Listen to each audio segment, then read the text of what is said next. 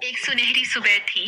वैसी सुबह जिसमें सूरज भी थोड़ा आलस करता हुआ लगता है, जैसे उसे भी 5 मिनट और सोने की इच्छा हो। कमरे की खिड़की से हल्की हल्की धूप अंदर आ रही थी, पर उस रोशनी का उस लड़की पर कोई असर नहीं पड़ रहा था, क्योंकि वो अपनी दुनिया में गहरी नींद में डूबी हुई थी। उसका कमरा भी बिल्कुल उसकी तरह था, थोड़ा बिखरा हुआ, थोड़ा क्यूट और पूरी तरह मेरा है, मैं जैसे चाहूं रखूं वाली फील देता हुआ। बेड पर किताबें, नोट्स और आधा खुला बैग ऐसे फैले थे जैसे किसी ने पढ़ाई करने का प्लान तो बनाया था, पर उसे कल पर टाल दिया हो। तभी अचानक उसका फोन इतनी जोर से बजने लगा जैसे फोन नहीं, किसी ने अलार्म के नाम पर डीजे सेट लगा दिया हो। लड़की ने करवट बदली, तकिए को कान पर दबाया और बड़बड़ाई, बस 5 मिनट और। पर फोन भी शायद उसकी नींद का दुश्मन बना हुआ था, रुकने का नाम ही नहीं ले रहा था। आखिरकार आधी नींद और पूरे गुस्से के साथ उसने फोन उठाया। आंखें अभी भी बंद थीं और आवाज में नींद साफ झलक रही थी। हाँ, बोलो, दुनिया खत्म हो रही है क्या? दूसरी तरफ से इतनी तेज आवाज आई कि उसकी आधी नींद उसी वक्त उड़ गई। तू अभी तक सो रही है? लड़की ने आंखें मिचमिचाते हुए कहा। हाँ, क्यों? क्या सुबह सुबह कोई ब्रेकिंग न्यूज है? फ्रेंड की आवाज में एक्साइटमेंट ओवरफ्लो हो रहा था। तुझे पता नहीं है, मेरी शादी फिक्स हो गई है और तुझे आना है, बस। ये सुनते ही लड़की ऐसे उछलकर बैठ गई जैसे किसी ने उसके नीचे स्प्रिंग लगा दिया हो। क्या? उसने जोर से कहा। तेरी शादी? अभी? इतनी जल्दी? कल तक तो तू असाइनमेंट से भाग रही थी, आज शादी कर रही है? उधर से हंसी आई। हाँ बाबा, सच में घर वालों ने फिक्स कर दी है। लड़की ने अपने बालों को हाथ से ठीक करते हुए गहरी सांस ली। 1 मिनट, अभी तो हमारा कॉलेज बाकी है, एग्जाम्स आने वाले हैं, और तू शादी कर रही है? ये टाइमलाइन किसने बनाई है? कोई नेटफ्लिक्स की फास्ट फॉरवर्ड बटन दबा दिया क्या? फ्रेंड ने थोड़ा ड्रामेटिक होकर कहा। मुझे पता है, पर मैं क्या करूं? घर वालों ने इतनी इमोशनल स्पीच दी कि मुझे खुद समझ नहीं आया कि मैं बेटी हूं या कोई फैमिली प्रोजेक्ट। बोले, अब तुम्हारी उम्र हो गई है, अब मैं क्या करती? लड़की हंस पड़ी। वाह, और हमारी उम्र? हम तो अभी भी बच्चे की कैटेगरी में आते हैं ना। फ्रेंड ने भी हंसते हुए कहा। तू तो हमेशा बच्ची ही रहेगी। फिर अचानक उसे कुछ याद आया। और सुन, तू एंगेजमेंट में नहीं आई थी, अब शादी में तो आना ही पड़ेगा, कोई बहाना नहीं चलेगा। लड़की ने थोड़ा सीरियस होकर कहा। हाँ हाँ, आना तो है, लेकिन आऊं कैसे? मेरे पेपर्स शुरू होने वाले हैं कुछ ही दिनों में। अगर मैं आ गई तो मेरी डिग्री शादी स्पेशल में कन्वर्ट हो जाएगी। फ्रेंड ने तुरंत जवाब दिया। मुझे कुछ नहीं पता, तू बस 1 हफ्ता पहले आ जा। शादी है मेरी, कोई छोटी मोटी पार्टी नहीं। लड़की ने हंसते हुए हार मान ली। ठीक है मैडम, जैसे ही मेरे पेपर्स खत्म होंगे मैं आ जाऊंगी। वैसे भी तू बुला रही है तो आना तो पड़ेगा, वरना तो जिंदगी भर ताना मारेगी। बिल्कुल मारूंगी, फ्रेंड ने गर्व से कहा। और हाँ, तुझे बताया था ना, मेरा जो होने वाला है, यानी तुम्हारे जीजू, उनका नाम अयान है। लड़की ने आंखें घुमाते हुए कहा। हाँ हाँ, वही बहुत अच्छे हैं वाले जीजू। देख लूंगी मैं भी कितने अच्छे हैं। दोनों हंस पड़ी। चल जल्दी आना, हम दोनों बहुत मस्ती करेंगे। हाँ, मिलते हैं जल्दी। और फिर कॉल कट हो गया। कमरे में फिर से वही सन्नाटा छा गया, पर अब लड़की की नींद पूरी तरह गायब हो चुकी थी। वो कुछ देर तक फोन को देखती रही, फिर धीरे से बेड पर टिक गई। उसके चेहरे पर हल्की सी मुस्कान थी, पर आंखों में थोड़ी सी हैरानी भी। शादी? उसने खुद से कहा। ये कब इतनी जल्दी हो गई? उसके दिमाग में उनकी सारी यादें घूमने लगी। कॉलेज की कैंटीन, बिना वजह की हंसी, रात रात भर की बातें, और अब अचानक शादी। उसने गहरी सांस ली और छत को देखते हुए बोली, वाह, लाइफ भी ना। कल तक असाइनमेंट से डरते थे, आज शादी से। फिर उसने खुद ही हल्की सी हंसी छोड़ी। और मैं यहाँ अभी भी सुबह उठने से डर रही हूँ। वो वहीं लेटी रही, अपने ख्यालों में खोई हुई, और उसके चेहरे पर एक अजीब सा मिक्स था, खुशी है, थोड़ी सी टेंशन, क्योंकि उसे पता नहीं था ये शादी सिर्फ उसकी फ्रेंड की लाइफ नहीं बदलने वाली थी, बल्कि उसकी अपनी जिंदगी में भी कुछ नया, कुछ अनएक्सपेक्टेड लेकर आने वाली थी। शहर की भीड़ भाड़ से दूर एक कहानी थी आयशा की। एक ऐसी लड़की जिसके पास अपना कहने के लिए कोई नहीं था, फिर भी उसके दिल में दुनिया भर का प्यार भरा था। आयशा एक अनाथ लड़की थी। बचपन में ही किस्मत ने उसके हाथ से उसके माँ बाप छीन लिए थे। उसे एक अनाथ आश्रम में छोड़ दिया गया था, जहाँ दीवारें तो थी, छत भी थी, पर वो घर वाला एहसास नहीं था। लेकिन अगर कोई चीज उसके पास हमेशा रही तो वो थी उसकी जिज्ञासा और पढ़ने का जुनून। जब बाकी बच्चे खेलते थे, झगड़ते थे या एक दूसरे से जलते थे, आयशा अपनी किताबों में खो जाती थी। किताबें ही उसका सहारा थीं, उसका दोस्त थीं, उसका परिवार थीं। आश्रम के बच्चे उसे ज्यादा पसंद नहीं करते थे, शायद इसलिए क्योंकि वो अलग थी, या शायद इसलिए क्योंकि वो उनसे बेहतर थी। पर आयशा को इससे कोई फर्क नहीं पड़ता था। उसके टीचर्स वही उसके असली सपोर्ट सिस्टम थे। वे उसकी मेहनत देखते, उसे प्रोत्साहित करते, कभी कभी छोटे छोटे गिफ्ट्स भी देते और हर बार कहते, तुम बहुत आगे जाओगी आयशा। और उसने सच में उनकी बात सच कर दिखाई। अपनी मेहनत और लगन से उसने एक बड़ी स्कॉलरशिप हासिल की और महाराष्ट्र के एक फेमस कॉलेज में एडमिशन ले लिया। वहीं उसकी जिंदगी में पहली बार कोई ऐसा आया जो सिर्फ उसका दोस्त नहीं बल्कि उसका अपना बन गया। अवनी अवनी एक बड़ी और अमीर फैमिली से थी, जहां हर चीज की कोई कमी नहीं थी, पैसा, प्यार, लोग, सब कुछ। पर सबसे खास बात ये थी कि वो आयशा को समझती थी। वो उसकी आंखों में छुपे दर्द को पढ़ लेती थी बिना कुछ कहे, और धीरे धीरे दोनों की दोस्ती इतनी गहरी हो गई कि लोग उन्हें दो शरीर एक जान कहने लगे। अब आयशा 22 साल की थी और अवनी 24 की, और जैसे जैसे उम्र बढ़ती है वैसे वैसे इंडियन फैमिली में एक ही टॉपिक सबसे ज्यादा पॉपुलर हो जाता है, शादी। अवनी के घर में भी वही माहौल था।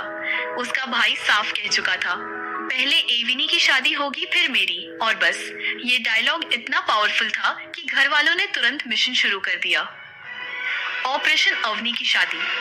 कुछ ही समय में अवनी की शादी तय हो गई आयान के साथ। शुरुआत में ये एक अरेंज मैरिज थी, पर धीरे धीरे एंगेजमेंट के बाद ये एक खूबसूरत लव स्टोरी में बदल गई।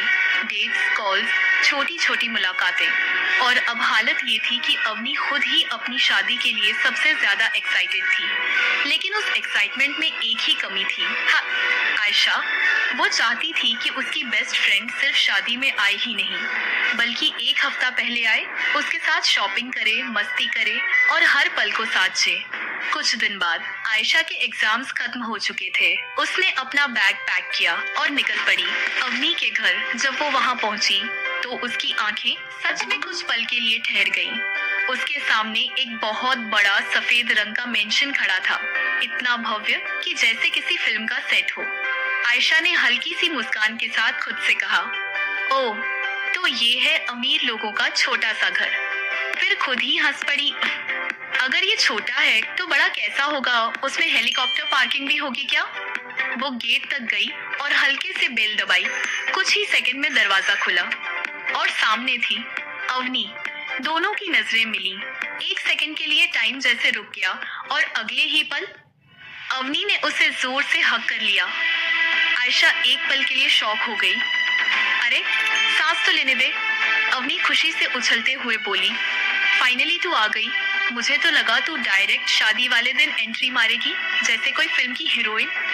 आयशा ने हंसते हुए कहा, तू पागल है क्या? मैं तेरी बेस्ट फ्रेंड हूँ, और तू सोच भी कैसे सकती है कि मैं तेरी शादी में लेट आऊंगी? फिर उसने चारों तरफ देखा और धीरे से बोली, वैसे पहले ये बता, मैं घर के अंदर जाऊं या ग्लोबल पोजिशनिंग सिस्टम ऑन कर लूं, कहीं खो ना जाऊं तेरे मेंशन में। अवनी जोर से हंस पड़ी। चल अंदर, मैं गाइड बन जाती हूँ। अंदर का नजारा भी उतना ही शानदार था। बड़ी बड़ी दीवारें, खूबसूरत डेकोरेशन और हर चीज में एक रॉयल फील। आयशा बस चारों तरफ देखती रह गई। मैं सपना तो नहीं देख रही ना? अवनी ने मजाक में कहा। नहीं, ये रियल है, और हाँ, कुछ तोड़ना मत वरना तेरी स्कॉलरशिप बिक जाएगी। दोनों हंस पड़ी। फिर अवनी उसे अपने फैमिली से मिलवाने लगी। सबसे पहले वो मिली रूबी, अवनी की मम्मी से। आयशा ने तुरंत झुककर उनके पैर छुए। प्रणाम आंटी। रूबी मुस्कुराई। तुम ही हो आयशा? अवनी दिन भर तुम्हारे बारे में बातें करती रहती है। आयशा ने हल्की सी मुस्कान के साथ कहा, जी, और मैंने भी आपके बारे में बहुत सुना है। बिल्कुल वैसे ही हैं आप, बहुत प्यारी। रूबी के चेहरे पर स्नेह साफ झलक रहा था। फिर अवनी उसे एक एक करके सबसे मिलवाने लगी। उसकी आंटी इशिका, जो बहुत चुलबुली थी, आते ही बोली, ओहो, ये है हमारी फेमस आयशा। हमने तो सोचा था कोई सुपरस्टार आएगा। आयशा हंस पड़ी। नहीं आंटी, मैं बस नॉर्मल वर्जन हूँ। पास में खड़ी उनकी बेटी सोफी मासूमियत से बोली, हाय, आप आयशा हो ना? आप तो बहुत क्यूट हो, बिल्कुल डॉल जैसी। आयशा थोड़ा शर्मा गई। थैंक यू, पर डॉल तो तुम हो। सोफी खुश होकर मुस्कुराने लगी। फिर अवनी उसे दीवार पर लगे फोटो फ्रेम्स दिखाने लगी। देख, ये हमारे घर के बड़े लोग हैं। आयशा ध्यान से तस्वीरें देखने लगी। हर तस्वीर में एक कहानी थी, एक इतिहास था, एक परिवार था। अवनी ने बताया, दादी अभी मंदिर गई है, शांति मंदिर। वो बहुत शांत स्वभाव की है, नाम की तरह। आयशा ने हल्की मुस्कान के साथ सिर हिलाया। उसने एक बार फिर चारों तरफ देखा। इतना बड़ा घर, इतना प्यार करने वाला परिवार, इतनी रौनक। और फिर उसने खुद से धीरे से कहा, शायद पहली बार मुझे घर जैसा कुछ महसूस हो रहा है। पर उसे क्या पता था, इस घर में सिर्फ खुशियां ही नहीं, कुछ राज भी छुपे हुए थे। और उसकी ये एंट्री सिर्फ एक शादी का हिस्सा बनने के लिए नहीं थी, बल्कि एक ऐसी कहानी की शुरुआत थी जो उसकी पूरी जिंदगी बदलने वाली थी। अवनी ने आयशा का हाथ पकड़कर उसे घर के हर कोने से ऐसे घुमाया जैसे कोई गाइड किसी टूरिस्ट को रॉयल पैलेस दिखा रहा हो। तो मैडम, अवनी ने स्टाइल में कहा, ये है हमारा फैमिली ट्री, लाइव वर्जन और फोटो वर्जन दोनों। वो उसे एक बड़ी सी दीवार के पास ले गई, जहां खूबसूरत फ्रेम्स में फैमिली की तस्वीरें सजी हुई थीं। ये हमारे पापा मानव, उसने एक तस्वीर की ओर इशारा किया, और ये छोटे पापा ईशान, दोनों अभी काम पर गए हैं। आयशा ने सिर हिलाया, लेकिन अंदर ही अंदर उसका दिमाग कुछ और ही सोच रहा था। बड़े पापा का नाम मानव, तो छोटे पापा का नाम दानव। अगले ही पल उसने खुद को झटका दिया। नहीं नहीं, हे भगवान, मैं भी ना क्या क्या सोचती हूँ। क्या सोच रही है? अवनी ने शक भरी नजरों से पूछा। आयशा तुरंत सीधी हो गई। कुछ नहीं, बस फैमिली बहुत नामदार है। अवनी को कुछ समझ नहीं आया, पर उसने आगे बढ़ते हुए कहा, और ये हैं हमारे बड़े भाई अचिंतो, अभी वो भी काम से बाहर गए हैं। आयशा की नजर जैसे ही फोटो पर पड़ी, वो एक पल के लिए ठहर गई। डार्क ब्लू आंखें, एक अजीब सी गहराई, जैसे उनमें कोई अनकही कहानी छुपी हो। आयशा कुछ सेकंड तक बस उसे देखती रही, फिर खुद ही नजर हटा ली। हम ठीक ही लगते हैं, उसने कैजुअली कहा, जैसे कुछ खास नोटिस ही नहीं किया हो। कुछ देर बाद दोनों किचन में बैठकर नाश्ता कर रही थी। ये खा, ये भी ट्राई कर, ये हमारी स्पेशल डिश है। अवनी एक के बाद एक प्लेट उसके सामने रखे जा रही थी। आयशा ने हंसते हुए कहा, तू मुझे खिला रही है या शादी से पहले मोटा करने का प्लान है? शादी मेरी है, मोटी तू होगी। अवनी ने जवाब दिया। दोनों खिलखिलाकर हंस पड़ी। तभी आयशा की नजर एक और फोटो पर गई। एक लड़का थोड़ा शरारती मुस्कान के साथ। ये कौन है? उसने पूछा। अवनी ने आंखें घुमाई। ओह, ये है हमारे फेमस ऋषि भाई, अभी लंदन में पढ़ रहे हैं। फिर उसने थोड़ा झुककर फुसफुसाते हुए कहा, और हाँ, बहुत बड़े फ्लर्टीबाज हैं, तू इनसे दूर ही रहना। आयशा का चेहरा तुरंत सीरियस हो गया। ओके, नोटेड, मैं 10 मीटर की दूरी बनाए रखूंगी। अवनी हंसते हंसते बोली, अरे इतना भी नहीं, लेकिन हाँ, अलर्ट रहना। कुछ देर मूवी, गपशप और हंसी मजाक में निकल गया। अचानक अवनी उछलकर खड़ी हो गई। ओह माय गॉड, मेहंदी की ड्रेस लेने जाना है। आयशा ने थके हुए अंदाज में कहा। अभी? मैं तो अभी सोने वाली थी। नहीं। अवनी ने उसका हाथ पकड़ लिया। तू आई है तो पूरा फायदा उठाया जाएगा। मैं दोस्त हूँ या डिस्काउंट कूपन? आयशा ने मुंह बनाते हुए कहा। दोनों, अवनी ने बिना सोचे जवाब दिया। कुछ ही देर में दोनों शॉपिंग मॉल पहुंच गई। चारों तरफ रोशनी, म्यूजिक और रंग बिरंगे कपड़े, पूरा माहौल ही फेस्टिव था। अवनी एक के बाद एक ड्रेस निकाल रही थी। ये देख, ये भी, और ये वाला तो कमाल है। आयशा पीछे पीछे चल रही थी। तू शादी कर रही है या फैशन शो? तभी उसकी नजर एक ड्रेस पर गई। लाल रंग का खूबसूरत लहंगा। वो कुछ पल उसे देखती रह गई। ये कैसा है? अवनी ने तुरंत पकड़ लिया। आयशा ने थोड़ा हिचकते हुए कहा, अच्छा है। पर मुझे नहीं लगता ये मुझ पर जंचेगा। बस अब तू ये ट्राई करेगी? अवनी ने ऑर्डर दिया। मैडम, मैं थकी हूँ। कोई बहाना नहीं, और उसे ट्रायल रूम की तरफ धकेल दिया गया। कुछ मिनट बाद आयशा धीरे धीरे बाहर आई। अवनी ने जैसे ही उसे देखा, उसकी आंखें चमक उठी। वो उसने धीरे से कहा, तू तो बिल्कुल प्रिंसेस लग रही है। आयशा थोड़ा शर्मा गई। अरे छोड़, तू तो मेरी बेस्ट फ्रेंड है, तू तो कुछ भी बोल देगी। अवनी ने सिर हिलाया। नहीं, सच में तू बहुत सुंदर लग रही है। आयशा ने आईने में खुद को देखा। शायद पहली बार उसने खुद को इस नजर से देखा था। कुछ पल के लिए वो चुप हो गई, फिर धीरे से बोली, अवनी, तू शादी के बाद भी मुझसे दोस्ती रखेगी ना?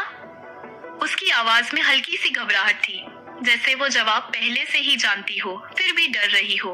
अवनी ने बिना कुछ कहे उसे गले लगा लिया। पागल, उसने मुस्कुराते हुए कहा, तू मेरी बेस्ट फ्रेंड है, ये कभी नहीं बदलेगा।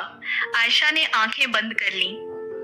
उस हक में उसे एक अजीब सी सुकून मिला, लेकिन कहीं ना कहीं दिल के एक कोने में एक हल्की सी चिंता अब भी बाकी थी, क्योंकि वो जानती थी शादी सिर्फ रिश्ते नहीं बदलती, कई बार पूरी जिंदगी बदल देती है। शॉपिंग का सिलसिला ऐसा चला था जैसे दोनों किसी मिशन पर निकली हों। मिशन, शादी से पहले पूरी दुनिया के कपड़े ट्राई करना।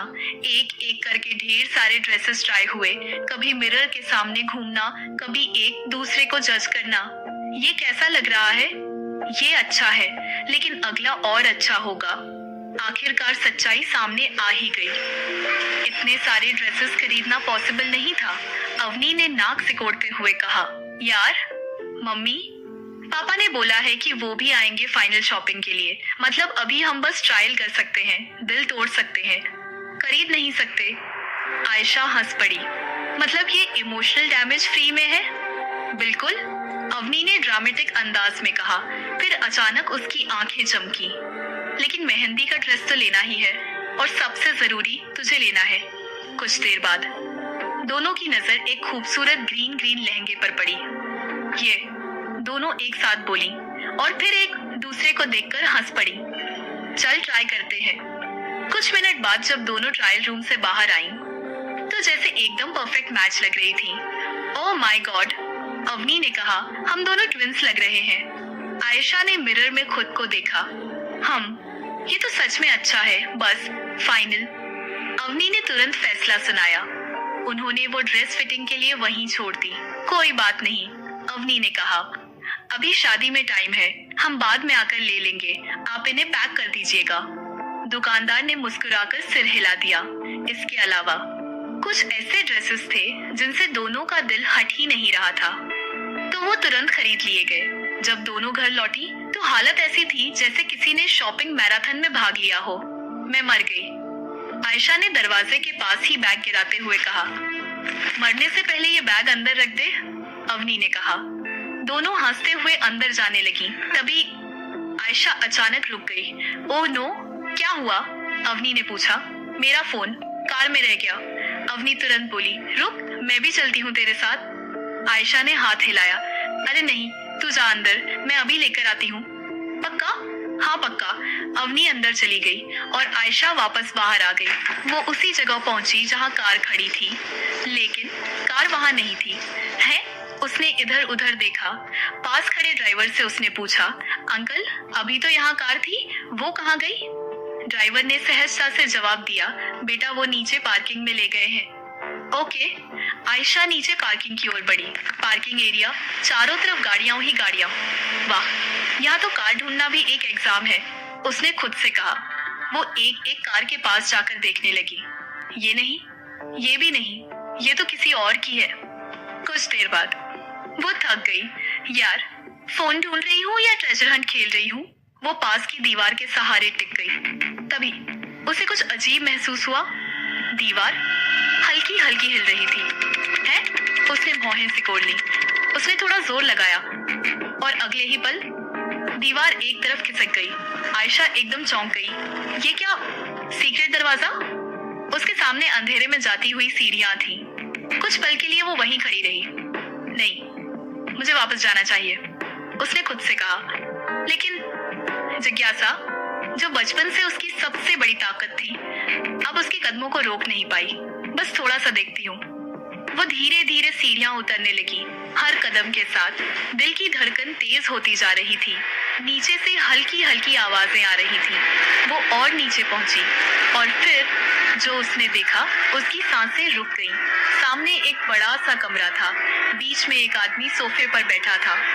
उसके हाथ में गन थी जिसे वो आराम से घुमा रहा था, जैसे वो कोई खिलौना हो। उसके सामने 3 लोग घुटनों के बल बैठे थे। उनके चेहरे, हाथ, पैरों पर गहरे घाव थे। खून के निशान साफ दिखाई दे रहे थे। चारों तरफ कई लोग खड़े थे, बंदूकें लिए हुए। पूरा माहौल डरावना और खामोश। आयशा का दिल जोर जोर से धड़कने लगा। ये क्या जगह है? उसने मन ही मन कहा।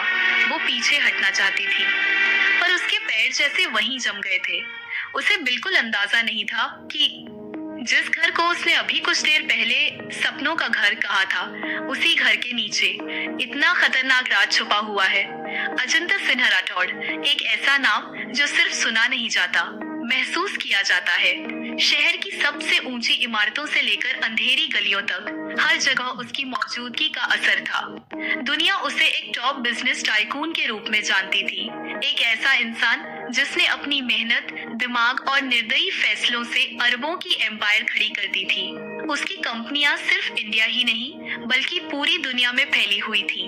बड़े बड़े बिजनेसमैन उसके साथ बैठने से पहले 10 बार सोचते थे और दुश्मन बनने की हिम्मत कोई करता ही नहीं था। लेकिन ये तो बस उसका एक चेहरा था। असलियत इससे कहीं ज्यादा खतरनाक थी। अंधेरे की दुनिया में जहां कानून की कोई कीमत नहीं होती, वहां अजिंक्य सिन्हा राठौड़ एक नाम नहीं, खौफ था। वो इंडियन माफिया किंग है, पर उसे अंडरवर्ल्ड किंग बनने की चाह है। उसकी आंखें गहरी नीली, ठंडी और भावनाओं से खाली, जैसे किसी को भी पल भर में पड़ सकती हो। Tall height, handsome face, powerful muscles, जैसे उसने अपनी इस बॉडी के लिए बहुत मेहनत की हो। 6 फीट 5 इंच लंबा, सख्त व्यक्तित्व। उसकी उम्र 28 थी और चेहरे पर हमेशा एक खामोश सन्नाटा जो किसी तूफान के आने का संकेत देता था। वो कम बोलता था, लेकिन जब बोलता था तो लोग सिर्फ सुनते नहीं, मान लेते थे। उसके लिए रिश्ते, भावनाएं, सही या गलत, ये सब बस शब्द थे। उसकी दुनिया में सिर्फ 2 चीजें मायने रखती थी, पावर और कंट्रोल। और अजिंक्य सिन्हा राठौड़ के पास दोनों की कोई कमी नहीं थी। लोग कहते हैं, अगर उसकी नजर तुम पर पड़ गई तो या तो तुम उसकी दुनिया का हिस्सा बन जाओगे या फिर उस दुनिया से हमेशा के लिए गायब हो जाओगे। उसका सबसे ट्रस्टेड पर्सन अवीक सिंघानिया उसका बेस्ट फ्रेंड था, जिसे उसका हर राज, हर चेहरा पता था। अवीक और अजिंक्य दोनों ही इस अंडरवर्ल्ड एक अलग पर्सनालिटी लिए थे। अवीक की उम्र भी 28 थी, बिल्कुल हैंडसम, टॉल और फेयर कलर, जैसे कोई मॉडल हो।